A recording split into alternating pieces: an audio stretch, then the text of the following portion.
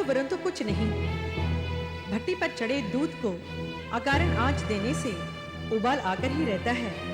देवी सरस्वती को कह देना, उनके उत्तर के प्रत्युत्तर का बीज उन्होंने स्वयं बो दिया है।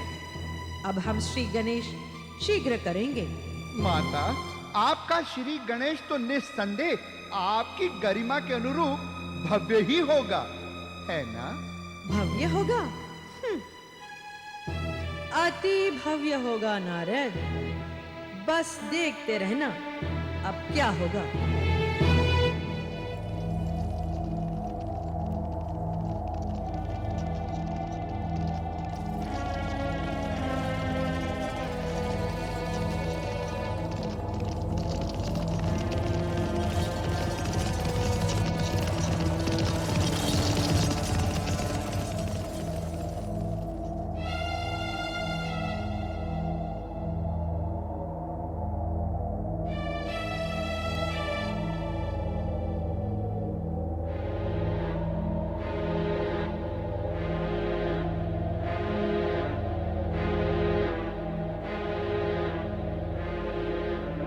प्रणाम महात्मन। पंडित जी घर में हैं? जी हाँ, पधारिए।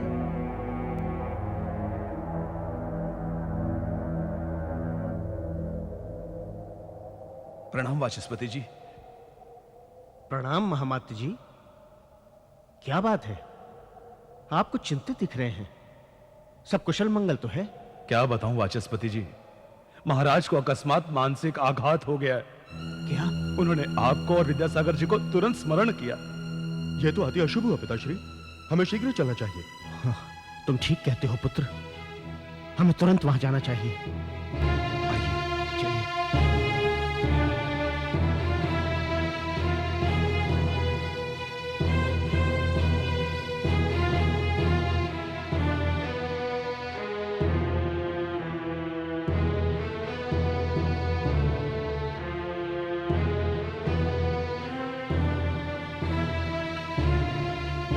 चलो सर।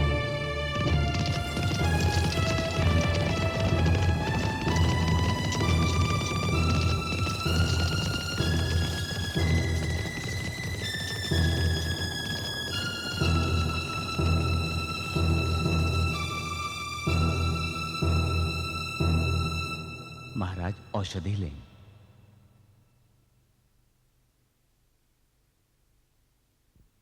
महाराज, मानसिक रोग का आपको भ्रम हो गया है। मेरे रहते हुए आपको किसी प्रकार का मानसिक रोग नहीं हो सकता। आप बिल्कुल निश्चिंत रहें महाराज। और यदि आपको कोई गुप्त शत्रु का भय है तो उसे भी अपने मन से निकाल फेंकें। सौगंध है मुझे आपके राज मुकुट की, जब तक शूरसेन की भुजाओं में शक्ति है आपकी ओर कोई आंख नहीं उठा सकता। वो तो ठीक है, परंतु हमारी स्मरण शक्ति दिन प्रतिदिन लोप होती जा रही है। मस्तिष्क में एक चक्र सा घूमता रहता है। क्या कारण है, कुछ समझ नहीं पा रहा हूं। आप बिल्कुल चिंता मत कीजिए महाराज, इसीलिए हमने मगध से विशेष वैद्य जी को बुलाया है। ये आपको बिल्कुल ठीक कर देंगे। और महाराज, जहां तक राजपाट का प्रश्न है वो आप मुझ पर छोड़ दीजिए। मैं भी तो आपके पुत्र समान हूं। तुम जैसे स्वामी भक्तों ने मुझे और मेरे राज्य को संभाला है। मैं तुम सबका आभारी हूं। परंतु वाचस्पति और विद्यासागर अभी तक नहीं आए। महामात्र जी उन्हें लेकर आ ही रहे होंगे। आइए। प्रणाम महाराज, हमें भीतर आने की आज्ञा है। पधारिए। पिता पुत्र दोनों विद्वानों का स्वागत है।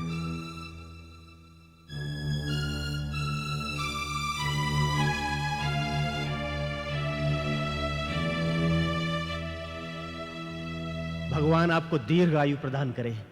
हे महामहिम, आज्ञा दे, हमें किसने स्मरण किया है?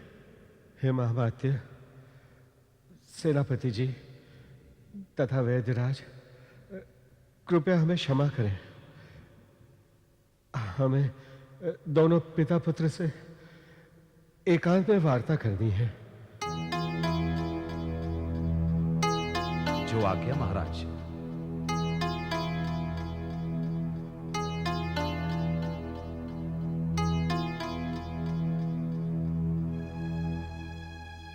हे महानुभावों, आप जानते हैं हम निसंतान हैं।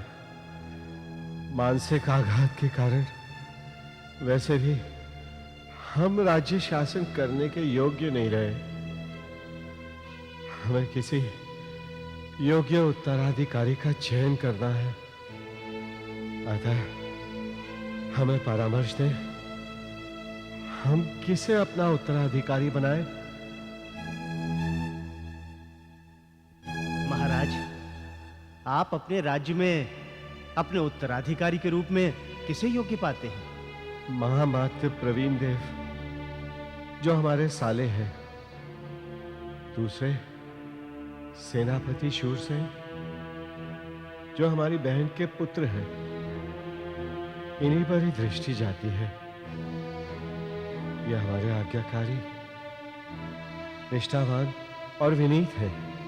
महाराज, नीतिकारों के कथनानुसार बेल, राजा और स्त्री, इनका स्वभाव है कि जो भी इनके अधिक समीप रहता है उसी के प्रति इनका झुकाव और आकर्षण बढ़ जाता है। वैजयंती माला की लता यदि भाग्य से बबूल के पास उगी हो तो वो उसी से ही लिपट जाएगी।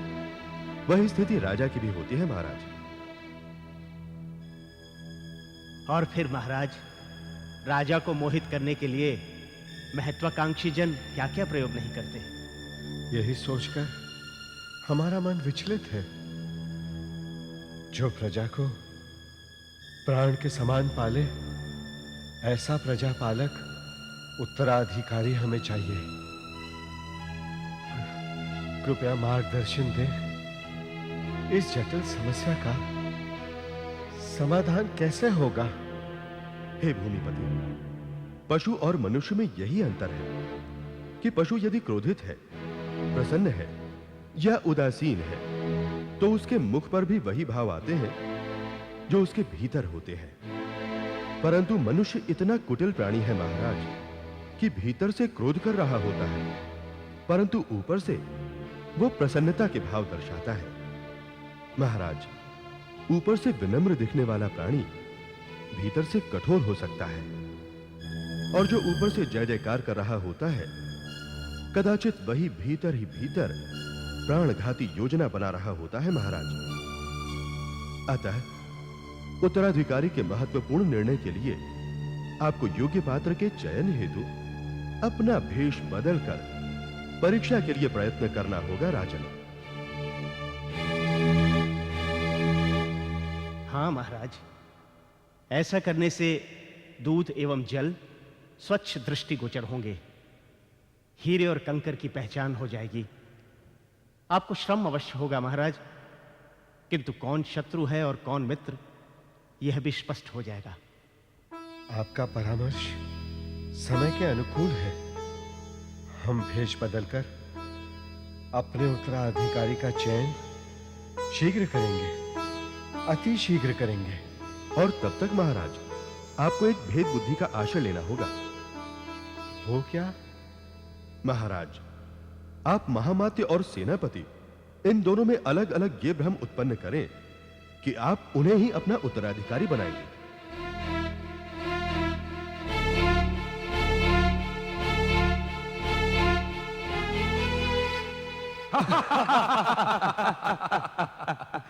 वह मूर्ख राजा मुझे अपना निजी विश्वास पात्र मानने लगा है, और मैंने भी मधुर वाणी में उसे फंसाकर औषधि के नाम पर विष देना आरंभ कर दिया है। और राजा को मानसिक आघात ने घेर लिया ताकि मार्ग का कांटा वो सांप रूपी राजा भी मर जाए और लाठी भी न टूटे। मदिरा पियो मित्र, मदिरा। इस षड्यंत्र की गर्मी में मदिरा से काम नहीं चलेगा मित्र। अब तो नृत्य गान होना चाहिए, नृत्य गान। यौवन और चितवन का रस लेंगे हम। क्यों महामात्य जी? राज तो मिल जाने दो सेना नायकों। इस नगर को गणिकाओं और नगर वधुओं से भर दूंगा। क्या बात है रूपमती, आज मात्र मदिरा से ही मन मतवाला करोगी या फिर मधुवतियों के यौवन का रस भी पिलाओगी? श्रृंगार कक्ष में चलें देव। आप सबके लिए कोमल कोमल कन्याएं रूप मदिरा छलकाने को उतावली हो रही हैं। तो फिर देर किस बात की, चले? चलिए। ये दुष्ट मेरा कर्तव्यनिष्ठ बनकर मुझे मारना चाहता है और मैं इसे ही राजा बनाने की सोच रहा था। अच्छा हुआ मैं समय से पूर्व ही सावधान हो गया। तुम्हारा लाख लाख धन्यवाद विद्यासागर। तुमने मुझे अपनी प्रजा को खाने ढकेलने से बचा लिया। इस चरित्रहीन को राजपाट सौंपकर मैं अपनी प्रजा के प्रति कितना बड़ा अनर्थ कर डालता, कितना बड़ा अनर्थ कर डालता।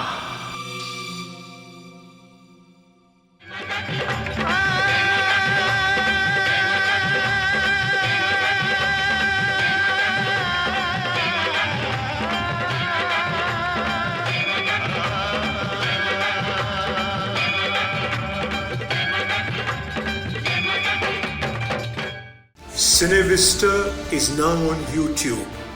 Like, share and subscribe for more.